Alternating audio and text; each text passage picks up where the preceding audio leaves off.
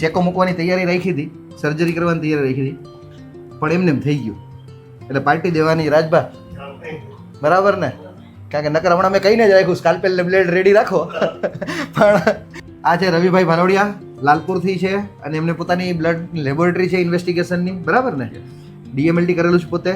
Thums up કરી દો. શું નામ થઈ છે લેબોરેટરી? રવિ સ્પેશિયાલિટી.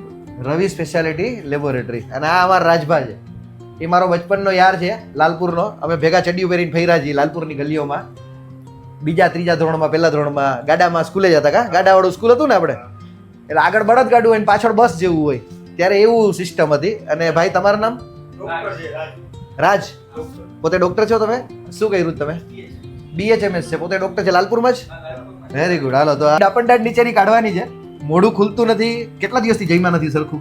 4 દિવસ. 4 દિવસથી જઈમાં નથી સરખું. એટલે અમારે હવે એને જમાડવાના છે. દાંત નીકળી જાય ને તો કંઈક માપમાં જમી શકે. હાલો ખોલો. દુખે તો મને કહેવાનું. હા, હું ટ્રાય કરું છું કે ઓપરેશન વગર નીકળી જાય.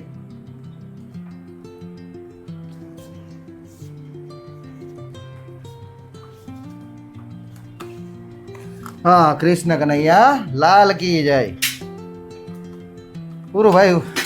દીખું કે રેડી ને? જો નીચેની ડાપણદાટ રવિભાઈની નીકળી ગઈ. નસની સાવ નજીક હતી, પણ લકીલી અમારે કંઈ ઇન્સિઝન એ નથી મૂકવો પડ્યો અને આમથી 5-10 મિનિટમાં આવી ગઈ. કા હવે ઉપરની એમને કઢાવવાની જ છે, એટલે ઈ સાઈડ ઉપરની પણ અત્યારે કાઢીએ છીએ. પછી પાછો એક્સપિરિયન્સ તમારી પાસે શેર કરીએ, બરાબર ને?